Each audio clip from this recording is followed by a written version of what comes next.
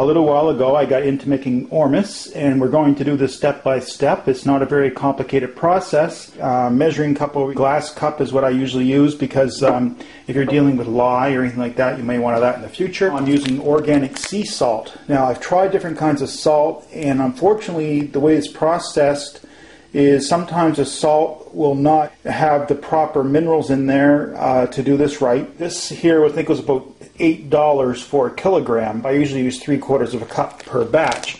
We've got a stainless steel bowl. It's very important to use stainless steel and things of this nature when we're starting.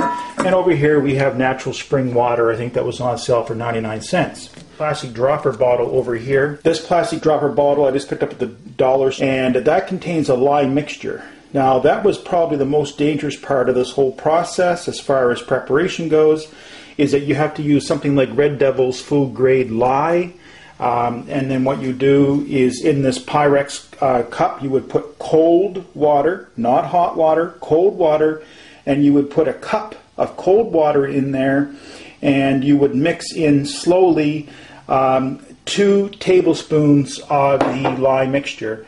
And after that will heat up, you'd have to let that cool down, and after maybe 25 or 30 minutes you'd be able to take that mixture and pour it into the bottle and save it. Now in this case I've made a number of Ormus batches out of it. This is the mixture, and as you can see I've only used 10 batches of Ormus, about 2 fluid ounces of mixture so far. So now we're going to mix up our salt is the next step.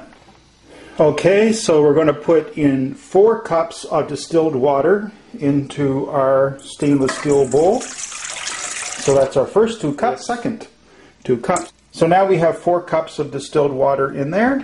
Right here we've got half a cup of salt. So we're just going to mix that salt in there, just dump her in. And we still need 1/4 cup. Now, some people would put a cup in here, but I'm finding that a cup is a little too much with this particular salt. It's just a very, very, very pure salt.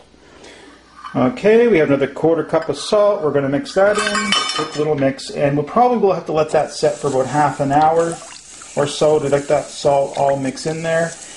Even at this mixture of 3/4 cup, it's not going to completely mix. We're going to have some left over, and we are going to have to strain this kind of diligently, because I find that there is quite a bit of particles in this particular salt, but it's going to be nice when we're done. Now while our salt is dissolving, I want to show you something that we need. Now in my case I want to put my Ormus in to process it in some kind of a container, and some people are using glass jugs for their Ormus.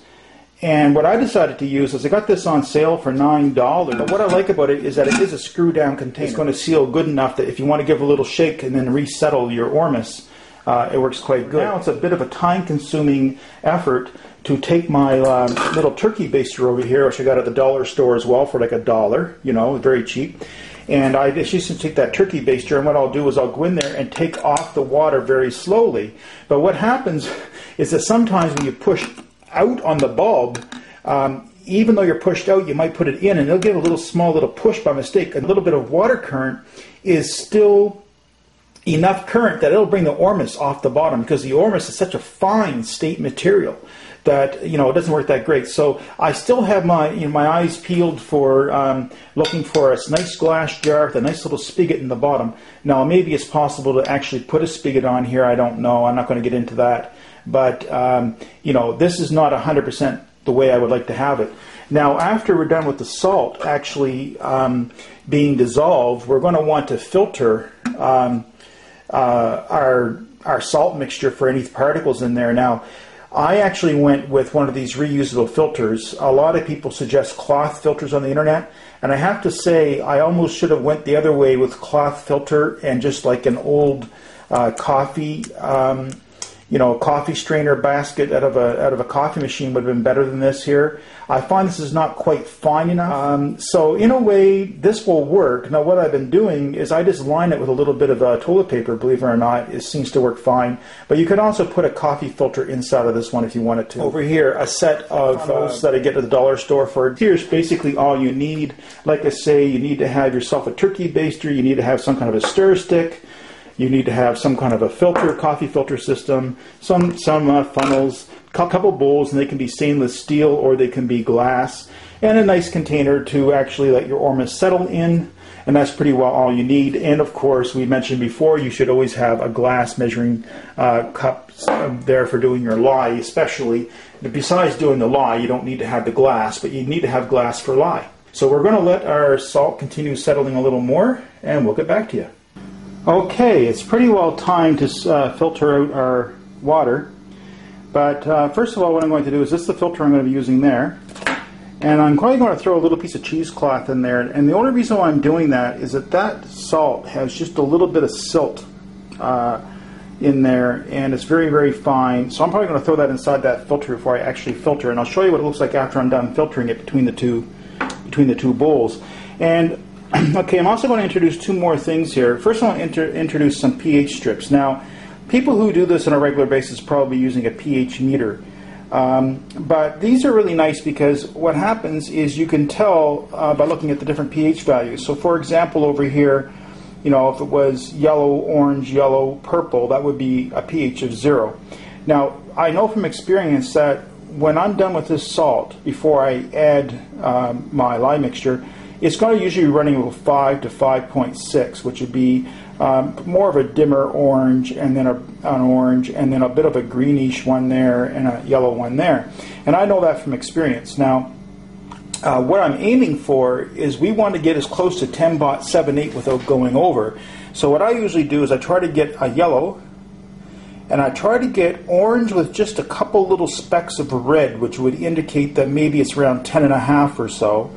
And then I get a nice deep blue, and then I get a yellow. And that's what I'm shooting for when I add my mixture. Now, so basically what we're doing, of course, is when we're adding the lye mixture, we're increasing the pH value. But you say, well, what if I put too many drops in? What if I've exceeded the pH value? Well, in this case, over here, I've got a small little spray bottle, and in there I've got vinegar. Now, what's going to happen is, let's say, for example, if I use this stir stick and I used it inside of my mixture with the pH value, when I'm all done with this, I'll probably get a couple sprays of vinegar. I'll bring the pH value back down to 0 again, or close to it, by using the vinegar. So you can actually work the pH value up and down by using vinegar and using the lye, and that's what we're going to do. Now, I usually know right now from experience with this complete mixture that I usually have to go 10 to 12 drops just before my pH even gets close to 10.78. So we'll discuss that in a minute. Okay, so this is not very hard. It's a very, very simple process at this point. It's not, you know, very simple process. Just take your time. I just get rid of it. That's all we have for that. So what we have left is our salt mixture. Very, very simple. So what I'm going to do to start, I'm not going to bother doing a pH strip to test to the beginning. I'm going to add 10 drops because I know roughly it starts at 5.5. We're going to couple of these strips out. And as you go up, you can usually use the strip over and over again, as long as it doesn't get too dry. These strips seem to work pretty good. These strips are made by Keller Fast. I got them from a water conditioner, like a home pool place, and they had the real good ones. They were like $30 for those strips. So we're going to use our lye mixture here. This is diluted, so I don't worry too much about it. And we're sort of going to mix in 10 drops to start. And this is the part you got to be a little careful of. So that's 10 drops right there. And we're going to do a quick test on our pH value. And what are we running here? We're running pretty well right on 9. So I'm going to try 3 more drops. Now what will happen as you near 10.78, you will actually start to see that the drop will start the Ormus to drop out as you drop the drop in there. It's very, very fine. I'd probably say that I got 5 more drops to go, but I just take my time with it because it's very easy to over, and you don't want to go over. Now apparently over 10.78 there's some state materials which we don't want. I forget the name of them now, but they're not really great to have in your system. So if anything, it's better to go a little less. And what I've been doing is actually adding a drop a little later on. If it drops too fast in pH value, I will add a drop at a later point.